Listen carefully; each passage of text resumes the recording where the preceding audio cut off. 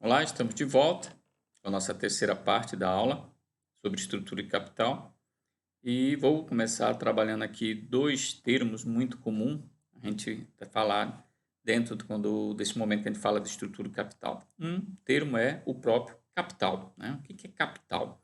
Então, capital refere-se à soma de todo o caixa investido nos ativos da empresa, não importando uma forma de financiamento, classificação contábil ou propósito. Traduzindo para um termo muito mais simples, quando você pega um balanço, né, de uma empresa, do lado esquerdo você tem as contas do ativo. Lá embaixo existe uma conta chamada ativo total, que é a soma do ativo circulante mais o imobilizado ou permanente. Então, a soma de tudo vai dar o ativo total. O ativo total é exatamente o capital que a empresa tem investido nela. Às vezes você pergunta para o empresário quanto é que você tem de capital investido, ele não sabe lhe dizer, e às vezes o balanço está na mesa dele ou no computador dele. Então, se você olhou ativo total, significa todo o capital investido na empresa. Não importa se esse capital é próprio ou de terceiro. Se vocês estão lembrados da nossa primeira aula, ou do segundo, não me lembro bem se foi primeira ou segunda, onde eu mostrei, né, o que era um balanço de uma empresa. E lá eu mostrei que o balanço do lado esquerdo, né, usei aquele exemplo do porquinho, né, que você jogava as moedas, né, você e os seus amigos, eu coloquei do lado esquerdo é todo o capital, né, que a empresa tem, que são os ativos. E do lado direito são as fontes, as origens desse capital, que é exatamente os financiamentos. Então, o capital é o total de tudo que eu tenho, que pode estar em dinheiro, né, que é no caixa, pode estar em estoque, pode estar em duplicata a receber ou estar imobilizado. Somando tudo, ativo total, que é exatamente este capital. Um outro termo, custo de capital. O custo de capital é um mínimo de retorno sobre o investimento aceitável. Em outras palavras, todo capital tem custo, até mesmo o próprio, como eu falei, que é o custo de oportunidade. Então, esse custo ele deve ser compensado de alguma forma, com algum investimento. Quando não tem nenhuma opção, o que você faz? Vai para o mercado financeiro. O mercado financeiro, as suas aplicações, ele tem que, no mínimo, recuperar o desgaste desse dinheiro no tempo. Então, ele tem que remunerar esse dinheiro para que ele não venha a perder o valor. Então, esse custo capital que ele diz, ele vai igualar ao mínimo de retorno esperado. Se eu tenho um custo de capital, eu tenho lá 1 milhão parado, de um mês para outro, eu tenho aí eu perco aí mais ou menos 50 mil, né, desse capital, não por causa ele vai diminuir de valor, vai continuar 1 milhão. Só que eu vou perder 50 mil em poder de compra. Aí o que eu faço? Procuro no mercado financeiro uma aplicação que me remunere pelo menos os 50 mil, para exatamente não ter a perda desse capital. Agora eu vou querer ganhar geralmente o quê? No mínimo esses 50 mil dali para cima, para que eu possa recuperar o que eu perdi desse valor do dinheiro no tempo e ao mesmo tempo gerar um retorno, um ganho extra. Então, por isso que ele coloca o custo de capital é o mínimo que você deve ter, né, de cálculo para o seu retorno. No mínimo, ele tem que gerar a compensação desse custo. E aqui vamos ver qual a vantagem de você trabalhar com capital terceiro e qual a vantagem de você trabalhar com capital próprio. E ao mesmo tempo vamos ver as desvantagens de você trabalhar com capital terceiro e a desvantagem de trabalhar com capital próprio. Aqui não entra ainda os cálculos, é só teoria. Então vamos começar com capital de terceiros, né? Pode ser banco, pode ser financeiras, tanto faz, pode ser um financiamento de um imobilizado, então capital terceiro. Ponto positivo, vantagem ou pontos positivos.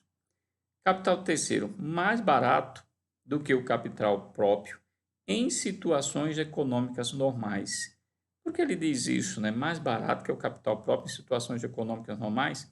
Se você tem uma taxa de juro bem baixo, vale a pena você pegar o capital terceiro, porque é possível você ganhar sobre o capital dele. Então, por que ele diz que sai mais barato? Vamos supor, se eu tenho R$ 1.000 para aplicar e esse R$ 1.000 eu posso pegar no mercado o mesmo valor a um custo, vamos supor, de 0,5% ao mês. E eu sei que eu posso ganhar desse capital R$ 1. Então, eu vou 1%, pegando 0,5 e eu posso ganhar 1%.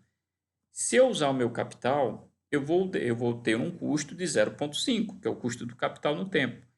E no capital terceiro, eu também vou ter um custo de 0,5. Só que o capital terceiro, eu ainda posso ganhar 0,5 sobre ele, porque eu vou pagar o 0,5 sobre o capital terceiro e fico com 0,5, um capital que nem é meu. Eu estou ganhando sobre algo que não é meu. Então, como eu estou ganhando de algo que não é meu, ele diz, é mais barato do que você utilizar o seu próprio capital. É como se você, em vez de ter um carro, alguém lhe empreste um carro para você utilizar sem custo nenhum. Não é vantagem? É muito melhor estar usando um veículo de terceiro sem ter custo nenhum do que eu utilizar o meu tendo custo. É mais ou menos essa comparação aí. Então, se eu tenho condições de ganhar com capital terceiro, é muito mais barato do que eu ganhar com capital próprio. E a gente vai ver essa comprovação nos cálculos. Outro ponto positivo, as despesas financeiras são deduzíveis para o imposto de renda, no caso do lucro real, que é o que a gente está estudando. Outro, contribuição positiva na formação do retorno dos acionistas, quando o retorno proporcionado supera os custos da dívida. Então, se os custos são menores do que o que eu ganho, vai aumentar o meu lucro, vai aumentar o retorno dos acionistas. Quais são os pontos negativos de trabalhar com capital de terceiro? Prejudicial ao crescimento em situação econômica adversas. Por quê? O custo do capital pode se elevar demais e aí é difícil você ter um retorno que seja suficiente para você pagar o capital terceiro e ainda sobrar alguma coisa de ganho. Outro problema negativo, exigibilidade líquida e certa, apresentando maior risco financeiro. Como o capital não é meu, eu tenho que ter certeza que eu vou ter capital lá na frente para poder devolver a quem é credor. Então, isso termina aumentando o meu risco financeiro.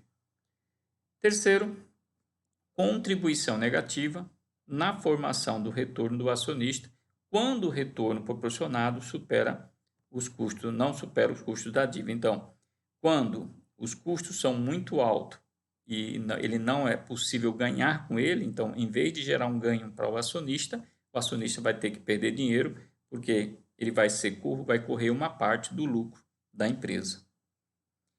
E o capital próprio? Ponto positivo, vantagem, mais barato que o capital terceiro, porque só tem um custo de oportunidade aí. Mas isso é principalmente em situações de economia adversa, quando ela está confusa. Então, às vezes fica difícil você utilizar capital terceiro porque ele é caro. Então, vale a pena usar o capital próprio. Proporciona maior folga financeira devido ao auxílio na liquidez. Então, eu vou ter, utilizando o capital próprio, eu não vou ter problema de endividamento, então a minha liquidez, a minha capacidade de pagamento é maior. Quando o custo da dívida é alto, evita a contribuição negativa na formação do retorno do acionista. Então, nesse caso, só vale a pena o capital próprio, ele mesmo diz aí, quando o custo da dívida é muito alto. Então, quando você está com capital próprio, você consegue reduzir esse custo. Desvantagem. Os dividendos não são deduzíveis para o imposto de renda. Aí é que é uma desvantagem. Como você está usando capital próprio, ele não vai gerar juros, então você não vai conseguir deduzir do imposto de renda. O retorno é incerto.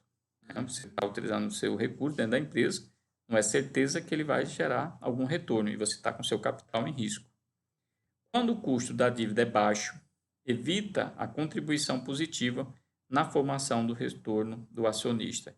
Então, aqui é que quando você está usando o capital próprio, você termina tendo um custo de financeiro pequeno. Logo, você não consegue abater através do imposto de renda que você vai pagar ao governo. Termina pagando bastante imposto ao governo. E o seu capital fica preso. Se eu estou trabalhando no capital terceiro, meu capital próprio vai estar disponível para mim. Mas se eu não estou utilizando na empresa, ele vai ficar preso, não posso utilizar para outra coisa. Tá legal? Vamos dar uma paradinha e daqui a pouco a gente volta com a nossa aula, no nosso caso, a quarta parte da nossa aula. Até daqui a pouco.